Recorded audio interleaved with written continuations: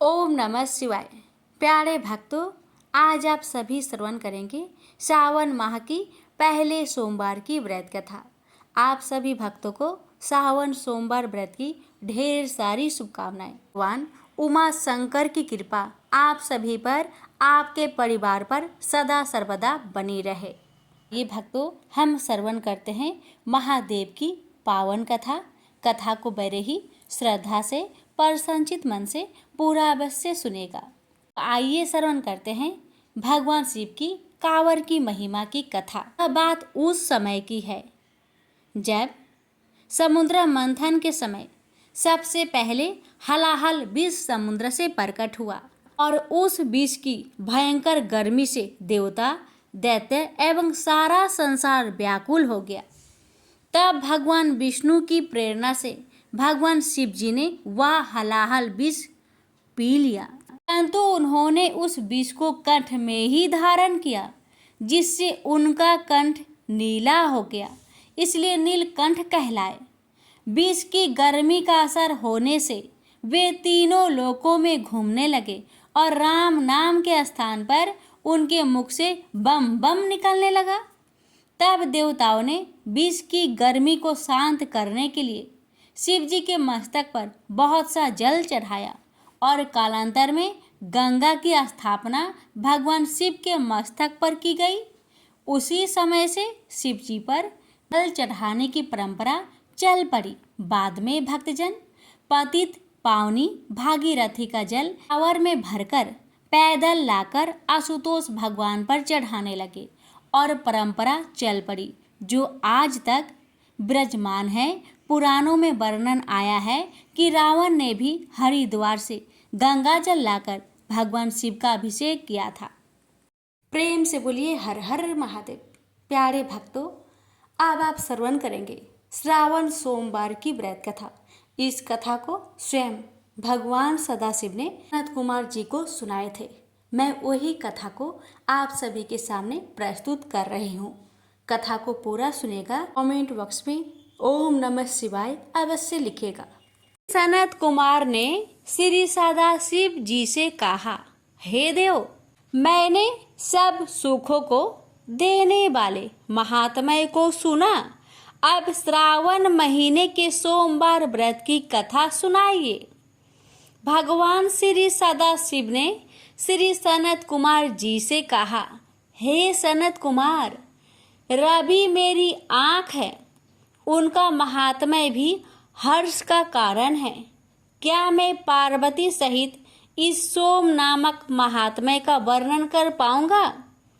जो कुछ मैं इस सोम महात्म्य के संबंध में आपसे कह सकूंगा कहूंगा।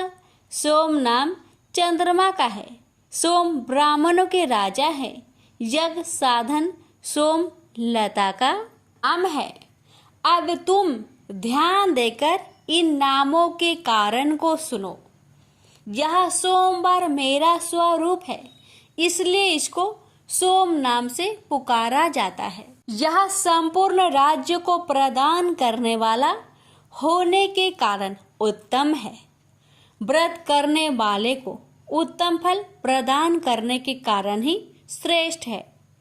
हे सनत कुमार, अब तुम इसकी व्रत की विधि सुनो। मैं विस्तार पूर्वक तुम्हारे सम्मुख कहूँगा। 12 महीनों के सभी सोमवार व्रत करना उत्तम है। यदि कोई 12 महीनों के व्रत न कर सके तो श्रावण मास के 4 या 5 सोमवार व्रत को करे। इस मास में केवल एक सोमवार का व्रत करने से 1 वर्ष के सभी व्रतों के फल का भागी हो जाता है। प्राणी को चाहिए कि श्रावण शुक्ल पक्ष के प्रथम सोमवार को प्रातःकाल सोम व्रत का संकल्प करे। यदि श्रावण मास में 5 सोमवार हो तो 5 ही सोमवार के दिनों में प्रातः संकल्प करके शाम को भगवान सदाशिव का अर्चन करें। सायंकाल में भगवान सदाशिव का षोडशोपचार से पूजन करें और फिर एकाग्र मन से भगवान श्री सदाशिव जी की कथा को सुने। मैं इस सोमवार व्रत की विधि को तुमसे कहता हूँ, ध्यान पूर्वक सुनो। श्रावण महीने में पहले सोमवार को इस उत्तम व्रत को ग्रहण करना चाहिए। स्नान आदि करके हर प्रकार से शुद्ध होकर श्वेत वस्त्र धारण करने चाहिए। काम, क्रोध, अहंकार, देश, चुगलखोरी आदि का त्याग करना चाहिए।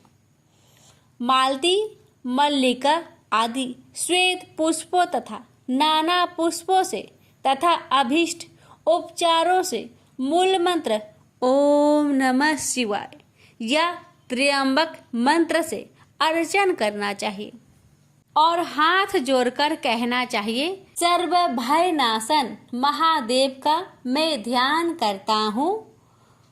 उग्र उग्रनाथ भव शशि मौली का ध्यान करता हूँ। इस प्रकार देवेश का मनोहर उपचारों से अर्चन करना चाहिए। अपने धन के अनुसार इस व्रत को जो करता है उसके पुण्य फल को सुनो। सोमवार के दिन पार्वती के सहित भगवान सदाशिव का अर्चन जो करते हैं वह प्राणी पुनरावृत्ति रहित दुर्लभ लोक प्राप्त करते हैं। इस मास में नक्त व्रत के पुण्य को संक्षेप में कहूँगा। देव तथा दानवों से 7 जन्मों के अमेध जो पाप है वह सब नक्त भोजन से नष्ट हो जाता है। इसमें संचय की रत्ती भर भी गुंजाइश नहीं है। इस उत्तम व्रत को उपवास द्वारा करना चाहिए। इस व्रत के करने से पुत्र की इच्छा वाले को पुत्र की प्राप्ति तथा धन की इच्छा वाले को धन की प्राप्ति हो जाती है और वह इस लोक में सभी भोगों को भोग कर अंत में उत्तम विमान द्वारा रुद्र लोक को जाता है और वहां जाकर भी पूजनीय हो जाता है। इस संसार को असार जानकर मन, धन और जीवन को चलायमान जानकर प्रयत्न से व्रतोद्धापन करना चाहिए।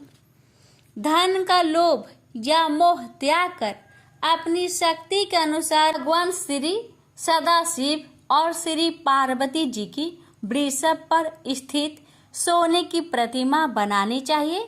सुंदर लिंगो तो भद्र मंडल बनाकर उस पर घट स्थापना करनी चाहिए। घड़े के मुख्य पर तांबे अथवा कांसे का पात्र रखकर उसके ऊपर पार्वती सहित भगवान श्री सदाशिव की प्रतिमा को रखना चाहिए। स्तुति, स्मृति तथा पौराणिक मंत्र द्वारा भगवान श्री सदाशिव का अर्चन करना चाहिए। पुष्प का मंडल बनाकर उसके ऊपर एक रमणीय चंदुआ बांध देना चाहिए। रात को गीत तथा बाधों द्वारा जागरण करना चाहिए। अपने गृह सूत्र विधान द्वारा बुद्धिमान को अग्नि का स्थापन करना चाहिए। वे भावनाशन आदि 11 नामों द्वारा हवन करना चाहिए। पालस की लकड़ियों से 108 आहुतियां देनी चाहिए। घी, तिल तथा बेल पत्र का षडक्षर मंत्र से हवन कराना चाहिए। आचार्य का पूजन अर्चन कर आचार्य को गौदान में देनी चाहिए। 11 विद्वान ब्राह्मणों को भोजन करवाना चाहिए और उनको 11 घड़े कांसे के पत्रों सहित देना चाहिए। पूजा करने के बाद प्रधान देव तथा देव पर चढ़ी सामग्री आचार्य को दे देनी चाहिए। फिर भगवान सदाशिव से प्रार्थना करनी चाहिए, मेरा व्रत पूर्ण हो। इस व्रत से भगवान सदाशिव प्रसन्न हो। इसके बाद प्रसन्नता पूर्वक अपने परिवार के सदस्यों के साथ मिलकर भोजन करना चाहिए। जो इस विधान द्वारा इस व्रत को करता है वह जिस वस्तु की इच्छा करता है वह उसे प्राप्त हो जाती है। इस लोक में बहुत समय रहकर अपने इष्ट भोगों और पदार्थों को भोग कर अंत में उत्तम विमान द्वारा शिवलोक में जाकर पूजित हो जाता है। इस सोमवार व्रत को पहले भगवान श्री कृष्ण जी ने किया था। उसके पश्चात उत्तम राजाओं और धर्मात्माओं ने किया। सोमवार व्रत के महात्म्य को जो सुनेगा वह भी इस व्रत के फल का भागी होगा। प्रेम से बोलिए हर हर महादेव। त्रेता युग की बात है। कैलाश पर्वत पर पार्वती भगवान शिव के साथ प्रातः भ्रमण कर रही थी। शिव बड़े प्रसन्नचित थे। अचानक पार्वती ने उनसे कहा, स्वामी आप बड़े ज्ञानी हैं, जन्म मरण और मोह माया के बंधनों से परे हैं। इस सभी बंधनों से छुटकारा पाकर मैं सदैव आपके साथ रह सकूं, ऐसा ज्ञान मुझे दीजिए। पार्वती जी की इस इच्छा पर भगवान शिव मुस्कुराकर बोले, ठीक है, मैं तुम्हें वह ज्ञान अवश्य दूंगा, किंतु इसके लिए कोई ऐसा एकांत स्थान खोजना होगा जहां हम दोनों के अलावा कोई तीसरा ना हो। पार्वती और भगवान शिव दोनों ही हिमालय में ऐसा स्थान खोजने लगे। घूमते घूमते वे उत्तरी हिमालय के अत्यंत मनोरम स्थान पर जा पहुँचे। वहाँ एक विशाल गुफा थी। दूर दूर तक किसी प्राणी का चिन्ह नहीं था। भगवान शिव को वह गुफा पसंद आ गई। पार्वती जी के साथ वे उस गुफा में चले गए। आशा के विपरीत गुफा में उन्होंने कुछ पंछी देखे। पंछियों को देखकर पार्वती उदास हो गई। भगवान शिव ने उनकी मनोदशा भाप ली। वहीं बैठकर उन्होंने सांस द्वार वायु अपने अंदर खींचनी शुरू कर दी। ऐसा करते ही दूर दूर तक फैली प्राण वायु शिव के अंदर सिमटने लगी। प्राण वायु के अभाव में वहां रहने वाले सभी पंछी निश्चले प्रदेश में चले गए। अब पूर्व एकांत पाकर पार्वती ने संतोष की सांस ली। भगवान शिव बोले, अब यहाँ हम दोनों के अतिरिक्त कोई नहीं है। मैं तुम्हें यहाँ अमर ज्ञान का उपदेश दूंगा। ध्यान से सुनना, बीच बीच में हुक्कारा भरती रहना, ताकि मुझे पता चलता रहे कि तुम सुन रही हो।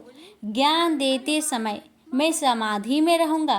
पार्वती की स्वीकृति पाकर भगवान शिव समाधि लगाकर बैठ गए। उनके सिर मुख से अमर ज्ञान की अमर कथा फूटने लगी। सारी गुफा दिव्य आभा और सुगंध से भर उठी। कथा सुनते सुनते पार्वती जी इतनी विभोर हो उठी कि उन्हें तंद्रा ने घेर लिया। कब नींद आ गई पता ही न चला। अमर कथा समाप्त हुई तो भगवान शिव की समाधि टूटी। देखा पार्वती जी बेसुध होकर सोई पड़ी थी। शिव जी चकित हो उठे, उन्हें जगाया। पूछने ही वाले थे कि पार्वती ने क्षमा वाचना भरे स्वर में कहा, प्रभु आपके श्री मुख से कथा सुनते सुनते इतना आनंद आया कि न जाने कब मुझे नींद ने आ घेरा। मैं पूरी कथा नहीं सुन पाई। पार्वती जी की इस बात को सुनकर शिव आश्चर्य में डूब गए। बोले, कथा कहते कहते मैं बीच बीच में हुक्कारा सुन रहा था और मुझे लग रहा था कि तुम कथा सुन रही हो। तुम सो गई थी तो फिर अंत तक हुक्कारा कौन भरता रहा? बात से पार्वती भी चौंकी। भगवान शिव ने इधर उधर देखा तो गुफा की छत में एक कोटर दिखा। उस कोटर से कबूतर की बच्चों का एक जोड़ा उन्हें नीचे झांकता हुआ दिखाई दिया। बहुत सीमित प्राण वायु के वातावरण में उन कपूत शिशुओं को देखकर शिव को आश्चर्य हुआ। उन्होंने सोचा कि ये कोई मायावी जीव हैं जो कपोत शिशु के रूप में अमर कथा सुनते रहे। भगवान शिव ने कुपित होकर पूछा, कौन हो तुम? भेष में यहाँ क्या कर रहे हो? कबूतर के बच्चों में से एक बोला, भगवान हम यहाँ इस कटोर में अंडज रूप में थे। जब आपने यहाँ की प्राण वायु को अपने में समेट लिया तो मेरी माँ यहाँ से उड़ गई।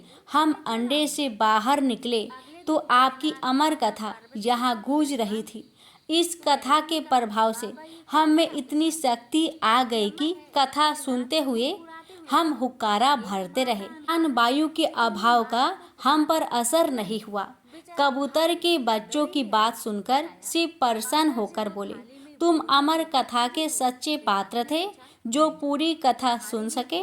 तुम अमर हुए इस स्थान पर जहाँ किसी अन्य जीव जंतुओं का स्थायी रूप से रहना संभव नहीं होगा, वहाँ तुम दोनों सदा निवास करोगे। शिव और पार्वती तो वहाँ से चले गए, पर शिव के पार्थिव रूप में हिमलिंग उस गुफा में निर्मित हो गया। वही क्षेत्र अमरनाथ कहलाता है। आज भी अमरनाथ की पवित्र गुफा में कबूतर के जोड़े रहते हैं, जो कभी कभी यात्रियों के कोलाहल से डर से निकलकर उड़ते हुए दिख जाते हैं। प्रेम से बोलिए हर हर महादेव। भोलेनाथ की 12 ज्योतिर्लिंग की कथा। कहते हैं कि सनातन परंपरा में भगवान शिव से जुड़े 12 प्रमुख ज्योतिर्लिंगों की साधना आराधना का अत्यंत महत्व है। पौराणिक मान्यता के अनुसार भगवान शिव जहाँ स्वयं प्रकट हुए, उन्हीं 12 स्थानों पर स्थित शिवलिंगों को पवित्र ज्योतिर्लिंगों के रूप में पूजा जाता है। इन 12 ज्योतिर्लिंग के न सिर्फ दर्शन करने पर शिव भक्त को विशेष फल की प्राप्ति होती है, बल्कि इनका महज प्रतिदिन नाम लेने मात्र से जीवन के सभी दुख दूर हो जाते हैं। इन 12 ज्योतिर्लिंग की पूजा सभी तरह के लौकिक तथा परलौकिक सुख देने वाली है। अरे भक्तगणों, जो भक्त इन कथाओं को श्रद्धा भक्ति से पूरा प्रसन्नचित मन से श्रवण करता है, उसके सभी मनोकामना पूर्ण हो जाती है। तो आइए प्यारे भक्तगणों, हम श्रवण करते हैं 12 ज्योतिर्लिंग की संपूर्ण कथा। आपसे हमारी निवेदन है कि कमेंट बॉक्स में हर हर महादेव माता पार्वती की जय अवश्य लिखें और इस वीडियो को ज्यादा से ज्यादा शेयर करें। अगर आप चैनल पर पहली बार आए हैं तो प्लीज चैनल को सब्सक्राइब करके हमारे चैनल के साथ जुड़े रहे। तो आइए श्रवण करते हैं कथा। पहली कथा है सोमनाथ ज्योतिर्लिंग की। ज्योतिर्लिंग के प्रादुर्भाव की एक पौराणिक कथा प्रचलित है। कथा के अनुसार राजा दक्ष ने अपनी 27 कन्याओं का विवाह चंद्रदेव से किया था। 27 कन्याओं का पति बनकर देव बेहद खुश थे। सभी कन्याएं भी इस विवाह से प्रसन्न थी। इन सभी कन्याओं में चंद्रदेव सबसे अधिक रोहिणी नामक कन्या पर मोहित थे। जब यह बात दक्ष को मालूम हुई तो उन्होंने चंद्रदेव को समझाया, लेकिन कोई लाभ नहीं हुआ। उनके समझाने का प्रभाव यह हुआ कि उनकी आसक्ति रोहिणी के प्रति और अधिक हो गई। यह जानने के बाद राजा दक्ष ने देव चंद्र को श्राप दे दिया कि जाओ, आज से तुम क्षय रोग के मरीज हो जाओ। श्रापवश देवचंद्र क्षय रोग से पीड़ित हो गए। उनके सम्मान और प्रभाव में भी कमी हो गई। इस श्राप से मुक्त होने के लिए वे भगवान ब्रह्मा की शरण में गए। इस श्राप से मुक्ति का ब्रह्मा देव ने यह उपाय बताया कि जिस जगह पर आप सोमनाथ मंदिर है, उस स्थान पर आकर चंद्रदेव को भगवान शिव की तप करने के लिए कहा। भगवान ब्रह्मा जी के कहे अनुसार भगवान शिव की उपासना करने के बाद चंद्रदेव श्राप से मुक्त हो गए। उसी समय से यह मान्यता है कि भगवान चंद्र इस स्थान पर शिव तपस्या करने के लिए आए थे। तपस्या पूरी होने के बाद भगवान शिव ने चंद्रदेव से वर मांगने के लिए कहा। इस पर चंद्रदेव ने वर मांगा कि हे भगवान, आप मुझे इस श्राप से मुक्त कर दीजिए और मेरे सारे अपराध क्षमा कीजिए। इस श्राप को पूरी से समाप्त करना भगवान शिव के लिए भी संभव नहीं था। मध्य का मार्ग निकाला गया कि एक माह में जो पक्ष होते हैं, एक शुक्ल पक्ष और कृष्ण पक्ष, एक पक्ष में उनका यह श्राप नहीं रहेगा, परंतु इस पक्ष में इस श्राप से ग्रस्त रहेंगे। शुक्ल पक्ष और कृष्ण पक्ष में वे एक पक्ष में बढ़ते हैं और दूसरे में वो घटते जाते हैं। चंद्रदेव ने भगवान शिव की यही कृपा प्राप्त करने के लिए उन्हें धन्यवाद किया और उनकी स्तुति की। उसी समय से इस स्थान पर भगवान शिव की इस स्थान पर उपासना करना का प्रचलन प्रारंभ हुआ तथा भगवान शिव सोमनाथ मंदिर में आकर पूरे विश्व में विख्यात हो गए। देवता भी इस स्थान को नमन करते हैं। इस स्थान पर चंद्रदेव भी भगवान शिव के साथ स्थित है। दूसरा, मल्लिकार्जुन ज्योतिर्लिंग। कथा के अनुसार भगवान शंकर के दोनों पुत्रों में आपस में इस बात पर विवाद उत्पन्न हो गया कि पहले किसका विवाह होगा।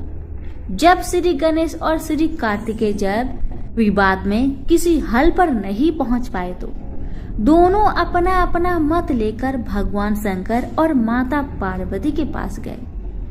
अपने दोनों पुत्रों को इस प्रकार लड़ता देख पहले माता पिता ने दोनों को समझाने की कोशिश की, परंतु जब वे किसी प्रकार से गणेश और कार्तिकेय को समझाने में सफल नहीं हुए तो उन्होंने दोनों के सामने एक शर्त रखी।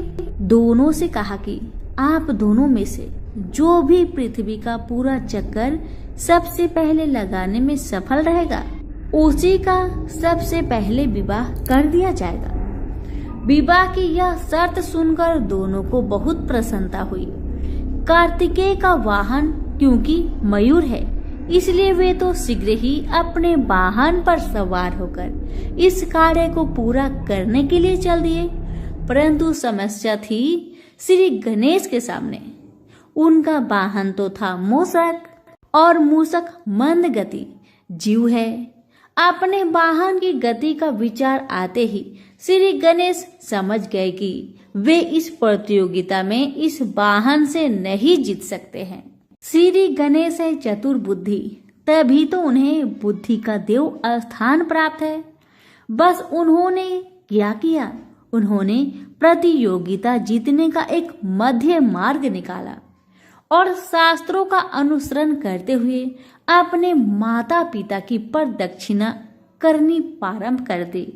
शास्त्रों के अनुसार माता पिता भी पृथ्वी के समान होते हैं।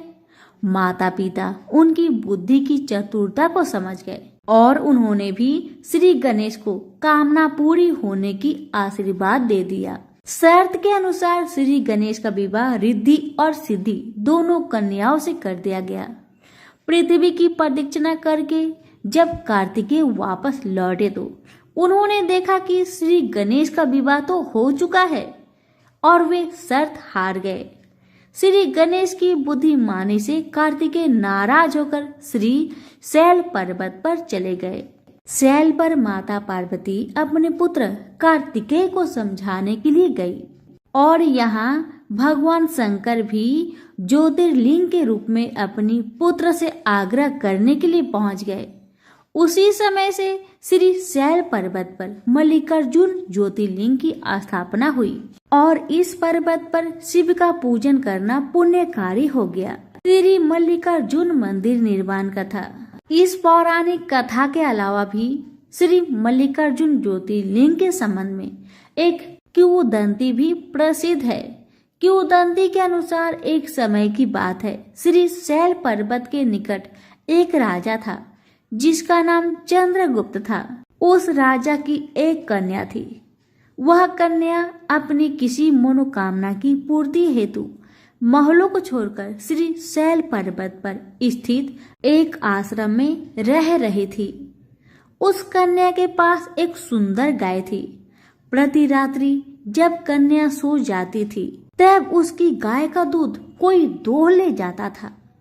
एक रात्रि कन्या सोई ही नहीं और जाकर चोर को पकड़ने का प्रयास करने लगी।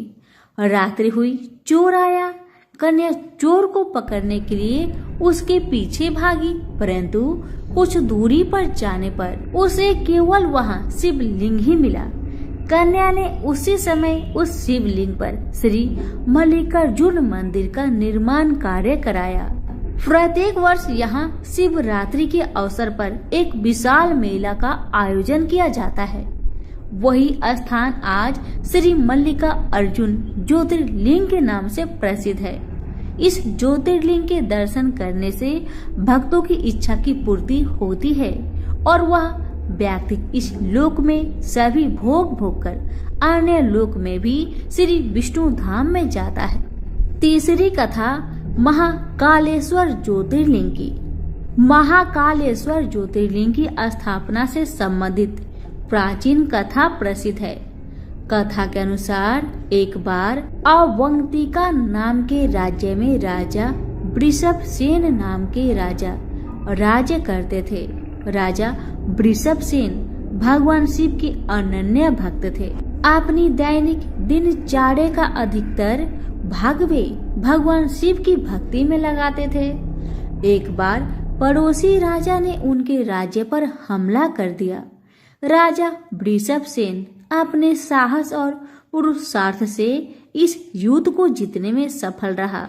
इस पर पड़ोसी राजा ने युद्ध में विजय प्राप्त करने के लिए अन्य किसी मार्ग का उपयोग करना उचित समझा।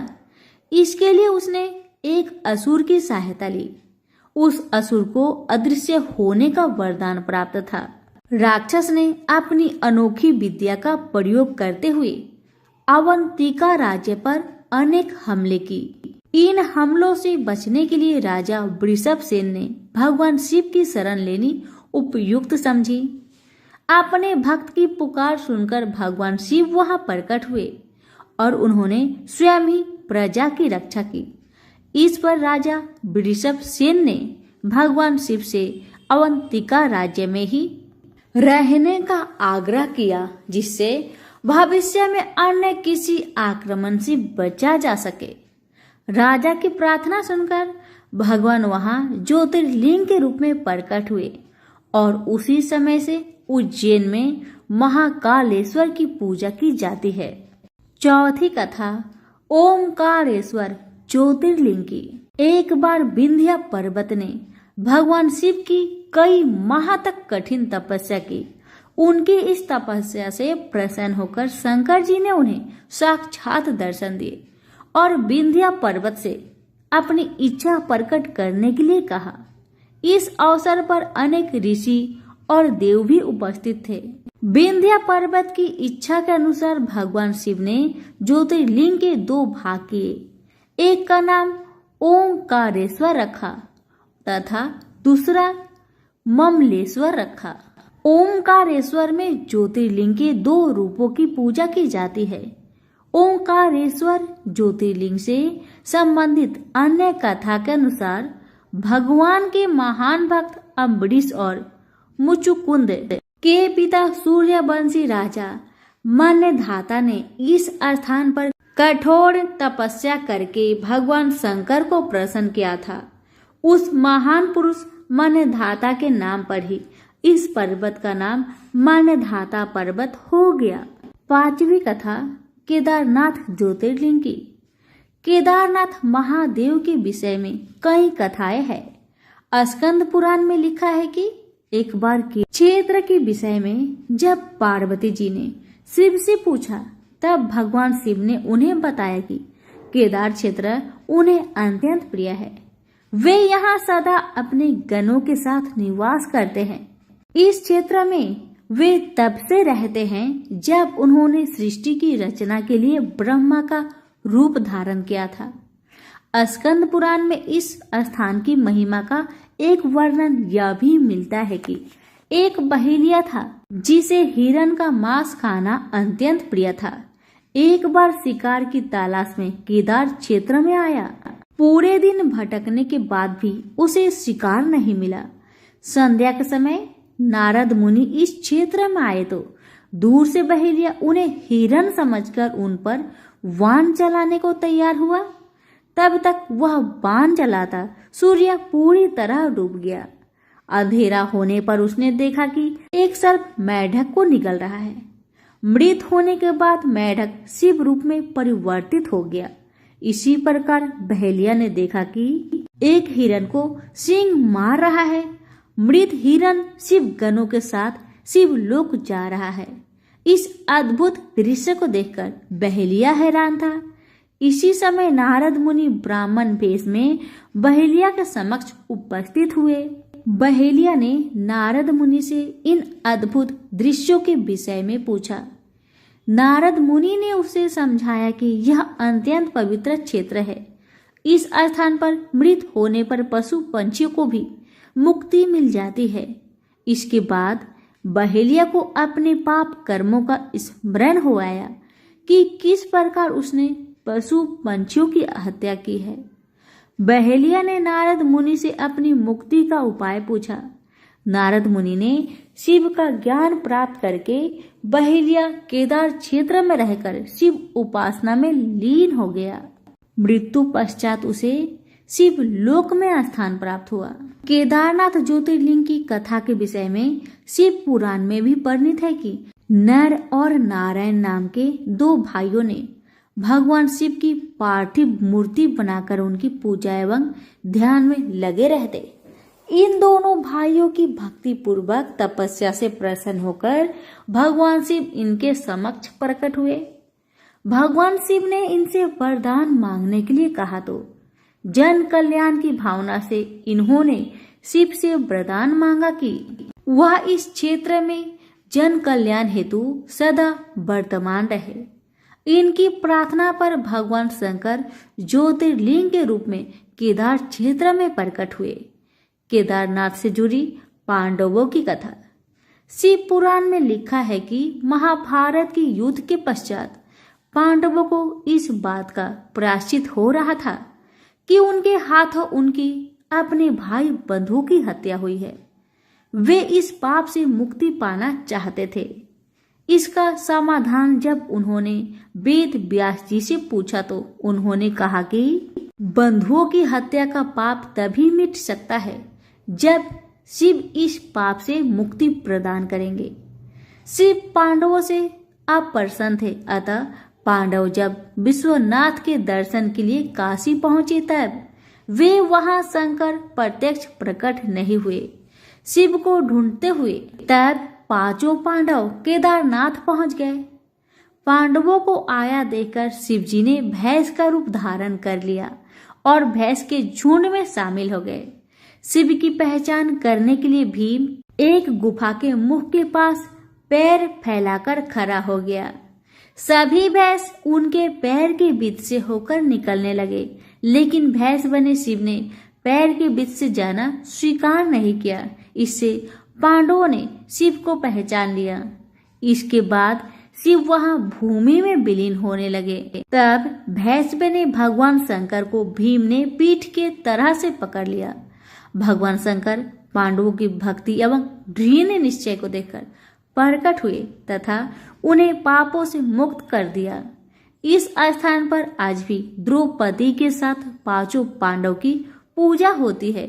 यहाँ शिव की पूजा भैंस के पृष्ठ भाग के रूप में तभी से चली आ रही है। छठी कथा भीमाशंकर ज्योतिर्लिंग की। भीमाशंकर ज्योतिर्लिंग का नाम भीमाशंकर किस कारण से पड़ा, इस पर एक पौराणिक कथा प्रचलित है। कथा महाभारत काल की है। महाभारत का युद्ध पांडव और कौरवों के मध्य हुआ था। इस युद्ध ने भारत में बड़े महान वीरों की क्षति हुई थी। दोनों ही पक्षों से अनेक महावीरों और सैनिकों को युद्ध में अपनी जान देनी पड़ी थी। इस युद्ध में शामिल होने वाले दोनों पक्षों के गुरु द्रोणाचार्य से प्रशिक्षण प्राप्त हुआ था। कौरवों और पांडवों ने जिस स्थान पर दोनों को प्रशिक्षण देने का कार्य किया था वह स्थान है आज उज्जैनक के नाम से जाना जाता है। यहीं पर आज भगवान महादेव का भीमशंकर विशाल ज्योतिर्लिंग है। कुछ लोग इस मंदिर को भीमाशंकर ज्योतिर्लिंग भी कहते हैं। भीमशंकर ज्योतिर्लिंग कथा। शिव पुराण अनुसार भीमशंकर ज्योतिर्लिंग का वर्णन शिव पुराण में मिलता है। शिव पुराण में कहा गया है कि पुराने समय में भीम नाम का एक राक्षस था। वह राक्षस कुंभकर्ण का पुत्र था, परंतु उसका जन्म ठीक उसके पिता की मृत्यु के बाद हुआ था। अपने पिता की मृत्यु भगवान राम के हाथों होने की घटना की उसे जानकारी नहीं थी। समय बीतने के साथ जब उसे अपने माता से इस घटना की जानकारी हुई तो वह श्री राम भगवान राम का वध करने के लिए आतुर हो गया। अपने उद्देश्य को पूरा करने के लिए उसने अनेक वर्षों तक कठोर तपस्या की। उसकी तपस्या से प्रसन्न होकर उसे ब्रह्मा जी ने विजयी होने का वरदान दिया। वरदान पाने के बाद राक्षस निरंकुश हो गया। उससे मनुष्यों के साथ साथ देवी देवताओं भी भयभीत रहने लगे। धीरे धीरे सभी जगह उसके आतंक की चर्चा लगी। युद्ध में उसने देवताओं को भी परास्त करना प्रारंभ कर दिया। जहां वह जाता मृत्यु का तांडव होने लगता। उसने सभी और पूजा पाठ बंद करवा दिया। अत्यंत परेशान होने के बाद सभी देव भगवान शिव के शरण में गए।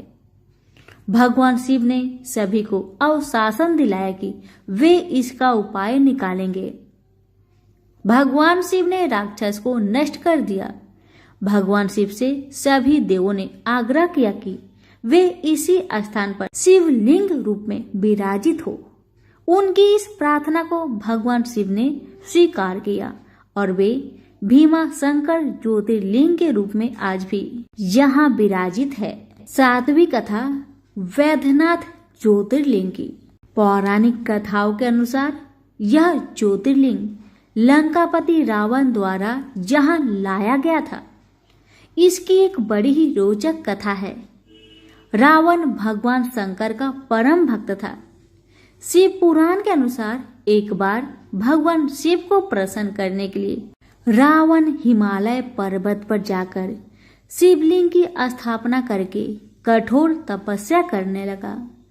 कई वर्षों तक तप करने के बाद भी भगवान शंकर प्रसन्न नहीं हुए। तब रावण ने शिव को प्रसन्न करने के लिए अपनी सिर की आहुति देने का निश्चय किया। विधिवत पूजा करते हुए दशानन रावण एक एक करके अपने 9 सिरों को काटकर शिवलिंग पर चढ़ाता गया। जब 10वां सिर काटने वाला था तब भगवान शिव वहां प्रकट हुए और रावण को वरदान मांगने के लिए कहा। रावण को जब इच्छित वरदान मिल गया तब उसने भगवान शिव से अनुरोध किया कि वह उन्हें अपने साथ लंका ले जाना चाहता है। शिव ने रावण से कहा कि वह उसके साथ नहीं जा सकते। वह चाहे तो यह शिवलिंग ले जा सकता है। भगवान शिव ने रावण को वह शिवलिंग ले जाने को दे दिया, जिसकी पूजा करते हुए उसने 9 सिरों की भेंट चढ़ाई थी। शिवलिंग को ले जाते समय शिव ने रावण से कहा कि इस ज्योतिर्लिंग को रास्ते में कहीं भी भूमि पर मत रखना, अन्यथा ये वहीं पर स्थापित हो जाएगा।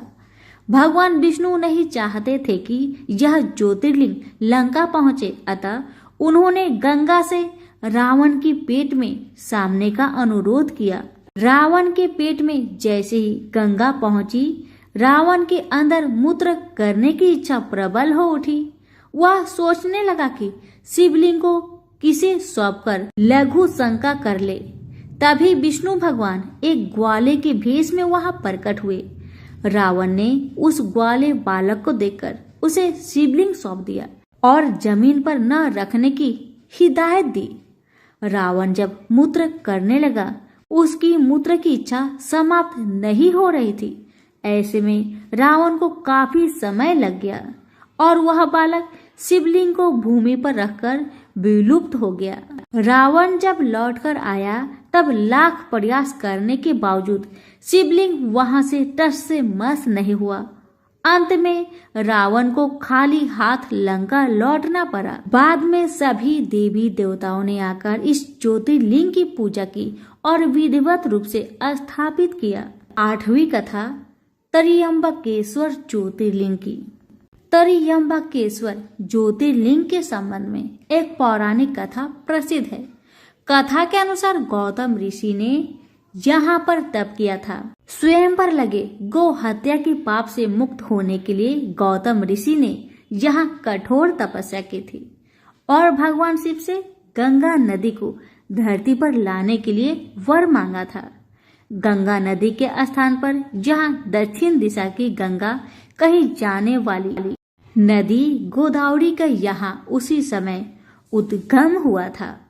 9वीं कथा है काशी विश्वनाथ ज्योतिर्लिंग के संबंध में। एक पौराणिक कथा प्रचलित है। बात उस समय की है जब भगवान शंकर पार्वती जी से विवाह करने के बाद कैलाश पर्वत पर रहते थे, परंतु पार्वती जी को यह बात अकर्ती थी कि विवाह के बाद भी उन्हें अपने पिता के घर में ही रहना पड़े। इस दिन अपने मन की यह इच्छा देवी पार्वती जी ने भगवान शिव के सम्मुख रख दी। अपनी प्रिया की यह बात सुनकर भगवान शिव कैलाश पर्वत को छोड़कर देवी पार्वती के साथ काशी नगरी में आकर रहने लगे और काशी नगरी में आने के बाद भगवान शिव यहाँ ज्योतिर्लिंग के रूप में स्थापित हो गए। तभी से काशी नगरी में विश्वनाथ ज्योतिर्लिंग ही भगवान विश्व का निवास स्थान बन गया है। 10वीं कथा नागेश्वर ज्योतिर्लिंग की। नागेश्वर ज्योतिर्लिंग के संबंध में एक कथा प्रसिद्ध है। कथा के अनुसार एक धर्म कर्म में विश्वास करने वाला व्यापारी था। भगवान शिव में उसकी अनन्य भक्ति थी। व्यापारिक कार्यों में व्यस्त रहने के बाद भी वह जो समय बचता उसे आराधना, पूजन और ध्यान में लगाता था। उसकी इस भक्ति से एक दारूक नाम का राक्षस नाराज हो गया। राक्षस परभूति का होने के कारण उसे भगवान शिव जरा भी अच्छे नहीं लगते थे। वह राक्षस सदा ही ऐसे अवसर की तलाश में रहता था कि वह किस तरह व्यापारी की भक्ति में बाधा पहुंचा सके। एक बार वह व्यापारी नौका से कहीं व्यापारिक कार्य से जा रहा था। उस राक्षस ने यह देख लिया और उसने अवसर पाकर नौका पर आक्रमण कर दिया और नौका के यात्रियों को राजधानी में ले जाकर कैद कर लिया। कैद में भी व्यापारी नित्य कर्म से भगवान शिव की पूजा में लगा रहता था। बंदी गृह में भी व्यापारी के शिव पूजन का समाचार जब उस राक्षस तक पहुंचा तो उसे बहुत बुरा लगा। वह क्रोध भाव से व्यापारी के पास कारागार में पहुंचा। व्यापारी उस समय पूजा और ध्यान में मग्न था। राक्षस ने उस पर उसी मुद्रा में क्रोध करना प्रारंभ कर दिया। राक्षस के क्रोध का कोई प्रभाव जब व्यापारी पर नहीं हुआ तो राक्षस ने अपने अनुचरों से कहा कि वे व्यापारी को मार डाले। यह आदेश भी व्यापारी को विचलित न कर सके। इस पर भी व्यापारी अपनी और अपने साथियों की मुक्ति के लिए भगवान शिव से प्रार्थना करने लगा। उसकी भक्ति से प्रसन्न होकर भगवान शिव उसी समय कारागार में ज्योतिर्लिंग के रूप में प्रकट हुए और व्यापारी को पशुपत अस्त्र स्वयं की रक्षा करने के लिए दिया। इस अस्त्र से राक्षस दारुक तथा उसके अनुचरों का वध कर दिया। उसी समय से भगवान शिव के इस ज्योतिर्लिंग का नाम नागेश्वर के नाम से प्रसिद्ध हुआ। 11वां कथा है रामेश्वर ज्योतिर्लिंग के विषय में। पौराणिक कथा है कि जब भगवान श्री राम माता सीता को रावण की कैद से छुड़ाकर अयोध्या जा रहे थे, उस समय उन्होंने मार्ग में गंध मैदान पर्वत पर रुककर विश्राम किया था। विश्राम करने के बाद उन्हें ज्ञात हुआ कि यहाँ पर ऋषि कुल सत्य कुल का नाश करने का पाप लगा हुआ है। इस श्राप से बचने के लिए उन्हें इस स्थान पर भगवान शिव ज्योतिर्लिंग स्थापित कर पूजन करना चाहिए। यह जानने के बाद भगवान श्री राम ने हनुमान से अनुरोध किया कि वे कैलाश पर्वत पर जाकर शिवलिंग लेकर आए। भगवान राम के आदेश पाकर हनुमान कैलाश पर्वत पर गए, परंतु उन्हें वहां भगवान शिव के दर्शन नहीं हो पाए। इस पर उन्होंने भगवान शिव का ध्यान पूर्वक जप किया, जिसके बाद भगवान शिव ने प्रसन्न होकर उन्हें दर्शन दिए और हनुमान जी का उद्देश्य पूरा किया। इधर हनुमान जी को तप करने और भगवान शिव को प्रसन्न करने के कारण देरी हो गई और उधर भगवान राम और देवी सीता शिवलिंग की स्थापना का शुभ मुहूर्त के लिए प्रतीक्षा करते रहे। शुभ मुहूर्त निकल जाने के डर से देवी जानकी ने विधि पूर्वक बालू का ही लिंग बनाकर उनकी स्थापना कर दी। शिवलिंग की स्थापना होने के कुछ पलों के बाद हनुमान जी शंकर जी से लिंग लेकर पहुंचे तो उन्हें दुख और आश्चर्य दोनों हुआ। हनुमान जी जिद करने लगे कि उनके द्वारा लाए गए शिवलिंग को ही स्थापित किया जाए। इस पर भगवान राम ने कहा कि तुम पहले से स्थापित बालू का शिवलिंग पहले हटा दो, इसके बाद तुम्हारा द्वारा लाए गए शिवलिंग को स्थापित कर दिया जाएगा। हनुमान जी ने अपने पूरे सामर्थ्य से शिवलिंग को हटाने का प्रयास किया, परंतु वे असफल रहे। बालू का शिवलिंग अपने स्थान से हिलने के स्थान पर हनुमान जी की लहूलुहान हो गए। हनुमान जी की यह स्थिति देखकर माता सीता रोने लगी और हनुमान जी को भगवान राम ने समझाया कि शिवलिंग को उसके स्थान से हटाने का जो पाप तुमने किया, उसी के कारण उन्हें यह शारीरिक कष्ट झेलना पड़ा। अपनी गलती के लिए हनुमान जी ने भगवान राम से क्षमा मांगी और जिस शिवलिंग को हनुमान जी ने कैलाश पर्वत से लेकर आए थे, उसे भी समीप ही स्थापित कर दिया गया। इस लिंग का नाम भगवान राम ने हनुमदेश्वर रखा। इन दोनों शिवलिंगों की प्रशंसा भगवान श्री राम ने स्वयं अनेक शास्त्रों के माध्यम से की है। आखिरी और 12वीं कथा है कृष्णेश्वर ज्योतिर्लिंग की। भारत के दक्षिण प्रदेश के देवगिरी पर्वत के निकट सुकर्मा नामक ब्राह्मण और उसकी पत्नी सुदेश निवास करते थे। दोनों ही भगवान शिव की परम भक्त थे, परंतु इनके कोई संतान न थी। इस कारण यह बहुत दुखी रहते थे, जिस कारण उनकी पत्नी उन्हें दूसरी शादी करने का आग्रह करती थी। अतः पत्नी की जोर देने सुकर्मा के अपनी पत्नी की बहन घुसमा के साथ विवाह कर लिया। घुसमा भी शिव भगवान की अनन्य भक्त थी और भगवान शिव की कृपा से उसे एक पुत्र की प्राप्ति हुई। पुत्र प्राप्ति से घुसमा का मान बढ़ गया, परंतु इस कारण सुदेश को उससे ईर्ष्या होने लगी। जब पुत्र बड़ा हो गया तो उसका विवाह कर दिया गया। यह सब देखकर सुदेहा के मन में और अधिक ईर्ष्या पैदा हो गई, जिसके कारण उसने पुत्र का अनिष्टा करने की ठान ली। और एक दिन रात्रि में जब सब सो गए तब उसने घुसमा के पुत्र को चाकू से मारकर उसके शरीर के टुकड़े कर दिए और उन टुकड़ों को सरोवर में डाल दिया, जहां पर घुसमा प्रतिदिन पार्थिव लिंग की विसर्जन किया करती थी। शव को तालाब में फेंककर वह आराम से घर आकर सो गई। रोज की भांति जब सभी लोग अपने कार्य में व्यस्त हो गए और नित्य कर्म में लग गए, तब सुदेहा भी आनंद पूर्वक घर के कामकाज में जुट गई। परंतु जब बहू नींद से जागी तो बिस्तर को खून से सना पाया तथा मांस के कुछ टुकड़े दिखाई दिए। यह भयानक दृश्य देखकर व्याकुल बहू अपने सास घुसमा के पास जाकर रोने लगी और पति के बारे में पूछने लगी और विलाप करने लगी। सुदेहा भी उसके साथ विलाप में शामिल हो गई ताकि किसी को उस पर संदेह न हो। बहू के क्रुंदन को सुनकर घुसमा जरा भी दुखी नहीं हुई और अपने नित्य पूजन व्रत में लगी रही। वह सुधर्मा भी अपने नित्य पूजा कर्म में लगे रहे। दोनों पति पत्नी भगवान पूजन भक्ति के साथ बिना किसी विघ्न चिंता के करते रहे। जब पूजा समाप्त हुई तब घुसमा ने अपने पुत्र की रक्त से भीगी सैया को देखा। यह विवातस दृश्य देखकर भी उसे किसी प्रकार का विलाप नहीं हुआ। उसने कहा कि जिसने मुझे पुत्र दिया है वही शिव उसकी रक्षा भी करेंगे। वह तो स्वयं कालों के भी काल है, सत्पुरुषों के आश्रय है और वही हमारे संरक्षक है। अतः चिंता करने से कुछ न होगा। इस प्रकार के विचार कर उसने शिव भगवान को याद किया।